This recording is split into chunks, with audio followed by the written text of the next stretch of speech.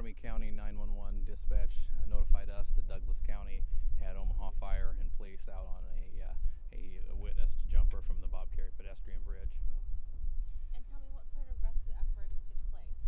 Well, Omaha deployed, had people spotting on the various bridges along the way and along the shoreline, and we responded with what is Hover 5, the hovercraft vehicle that you see behind you, into the water, and various emergency responders were reported seeing the victim on top of the water on the way down there, and kept a spot on the way until the hovercraft could be deployed into the water, and then they were able to retrieve him from the water and then bring him ashore, and he was transported to Creighton University Medical Center. Do you know what his condition was like when they pulled him out of the water?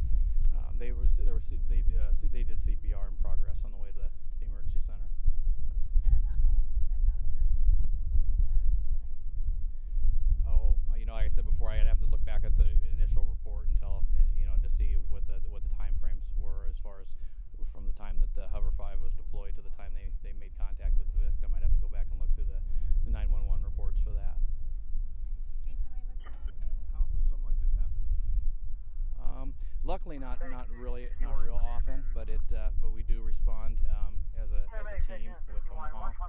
Omaha responded first and took command, and so we have gotten to the point that we work pretty well together as a group, and we're able to at least find the victim before they went under the water. We have heard of perhaps asking backup or help from Bellevue. Is that true? I believe at one point in the time, one of the crews did ask for that, thinking that because where they were spotting the victim floating in the water was going further and further south, and so that was something that was asked for at one time. I don't know what happened with that. By that time, we kind of had a good visual, and Hover 5 was already deployed and making its way south on the river, so we knew that they'd be able to get to it in a short amount of time. How long can somebody be in that water and survive?